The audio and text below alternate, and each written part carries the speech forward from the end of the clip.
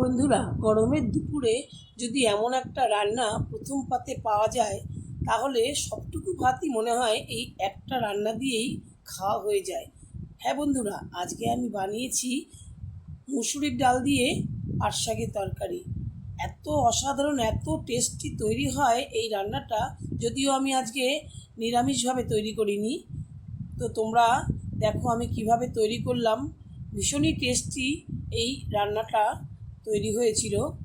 তো তোমরা দেখতে থাকো কিভাবে আমি এই রান্নাটা করলাম। ভালো লাগলে অবশ্যই তোমরা একটা লাইক দিও আর ছোট্ট করে কমেন্ট করে জানিও কেমন লাগলো। তার জন্য আমি নিয়েছি, দেখো এখানে পাট শাক আর মুসুরির ডাল। পাট শাকের পাতাগুলোকে আমি একদম ছাড়িয়ে নিয়েছি ডাল থেকে, একদম শুধু পাতাটাই কিন্তু নিয়েছি। পাতার গোড়াতে যেটুকু ডাঁটা থাকে সেটুকুও কিন্তু নেওয়া যাবে না, কারণ পাট শাকের ওই ডাঁটাটুকুও কিন্তু শক্ত থাকে। শুধু পাতাগুলোই নিয়ে খুব ভালো করে ধুয়ে নিয়েছি 2-3 বার। তারপরে একটা কড়াই নিয়েছি, আমি যে ডালটা নিয়েছিলাম সেটা খুব ভালো করে ধুয়ে ঘন্টাখানেক ভিজিয়ে রেখেছিলাম। একটু নরম হয়ে একটু ফুলে উঠেছে। তার সঙ্গে আমি ডালের সঙ্গে দিলাম একটু রসুন কুচি আর একটু পেঁয়াজ কুচি, তার সঙ্গে দিলাম স্বাদ মতো নুন আর হলুদ। এবার আমি এটাকে কড়াইয়ের মধ্যে খুব ভালো করে হাতের সাহায্যেই মেখে নেব।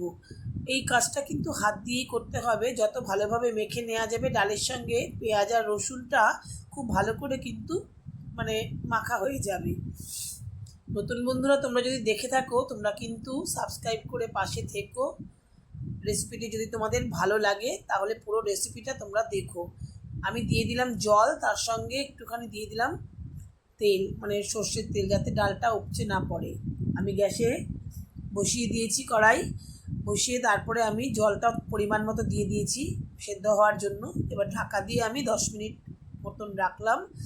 আর ঢাকনাটা খুলে দেখো ডালটা কিন্তু 10 মিনিট পরে দেখাচ্ছি অনেকটাই সেদ্ধ হয়ে এসেছে। একদম পুরো সেদ্ধ হয়নি, কিছুটা বাকি আছে। এবার আমি দিয়ে দেবো একটু কাঁচা লঙ্কা। আমি কাঁচা লঙ্কাতেই বন্ধুরা দেখো যে রান্নাটা করি। কাঁচা লঙ্কা দেওয়ার পরে আমি যে পাট শাকগুলোকে কুচিয়ে রেখেছিলাম, একটু বড় বড় করেই কুচিয়ে নিয়েছি, সেই শাকটা আমি এখানে দিয়ে দেব। শাকটা দিয়ে খুব ভালো করে ডালের সাথে নাড়াচাড়া করে মিশিয়ে নেব। মিশিয়ে নিলে পরে একটু ফুটে ওঠার পরে কিন্তু শাকগুলো নরম হয়ে একদম নিচে চলে যায়, অল্প হয়ে যায় আর কি। যে কোনো শাকই এরকম যদি করা হয় তাহলে একদমই অল্প হয়ে যায় রান্না করার পরে, তোমরা তো জানোই। তো আমি পাট শাকটাকে কিন্তু দিয়ে আর ঢাকবো না, এরকমভাবেই, তাতে কালারটা খুব সুন্দর থাকে পাট শাকের। আমি খুলেই রান্না করলাম। দেখো মোটামুটি শাকের সঙ্গে ডালটা মিশে একদম সেদ্ধ হয়ে গেছে ভালোভাবে।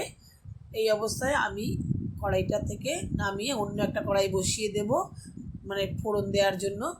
এই অন্য কড়াইতে আমি সর্ষের তেল দিয়ে 2টো শুকনো লঙ্কাকে একদম আমি ফ্লেমটাকে কমিয়ে রেখেছি, আঁচটাকে কমিয়ে লঙ্কা দুটোকে একটু মুচমুচে করে ভেজে নিলাম। এটা কিন্তু খেতে খুব ভালো লাগে। এবার এই সর্ষের তেলের মধ্যে আমি ফোড়নে দিয়ে দেব 1/2 চামচ কালো জিরে, 1/2 চামচ মতন কালো জিরে দিয়ে দিলাম। 1/2 চামচ হাতের মধ্যে নিয়েই আমি এটাকে দিলাম তেলের উপরে। তারপরে দেব রসুন কুচি, 2টো বড় সাইজের রসুনের কোয়া কুচি করে রেখেছিলাম, সেটাকে দিলাম। খুব মিষ্টি একটা গন্ধ যখন বেরোবে, এই সময় একখানা পেঁয়াজই আমি কেটে রেখেছি বড় সাইজের, সেই পেঁয়াজটা এর সঙ্গে আমি দিয়ে দেবো। রসুনটা একটু দেখো লালচে ভাব এসে গেছে, একটু মিষ্টি গন্ধ বেরোনোর পরে আমি পেঁয়াজটা দিয়েছি। এবারে পেঁয়াজটাকে কিন্তু লাল লাল করে ভেজে নিতে হবে, নাহলে কিন্তু টেস্টটা হবে না। এই লাল লাল করে পেঁয়াজটা আর রসুনটা ভাজা হয়ে গেলে পরে আমি সেদ্ধ ডাল, পাট শাকের ডালটাকে পুরো ঢেলে দেবো। কড়াইটা ধুয়ে একটুখানি জল দিয়ে দিলাম। আলাদা করে আমি আর জল দেবো না, কারণ এটা এমনি ডালের সঙ্গেই সেদ্ধই থাকবে এরকম, কারণ পাট পাতা সেদ্ধ হতে তো বেশি সময় লাগে না, তাই। আর একটু আমি মিষ্টি দিয়ে দেবো, চিনি দিয়ে দেবো 1 চামচ। তোমরা চিনিটা যদি খেতে কারোর অসুবিধা থাকে না দিলেও ভালো লাগবে খেতে, এটা সম্পূর্ণ অপশনাল, তবে দিলে টেস্টটা ভালো আসে। যেহেতু শাকটার একটু শুকনো তো হচ্ছে না, একটু ঝোল ঝোল ডাল দিয়ে। তো যাই হোক, রান্নাটা কিন্তু কমপ্লিট।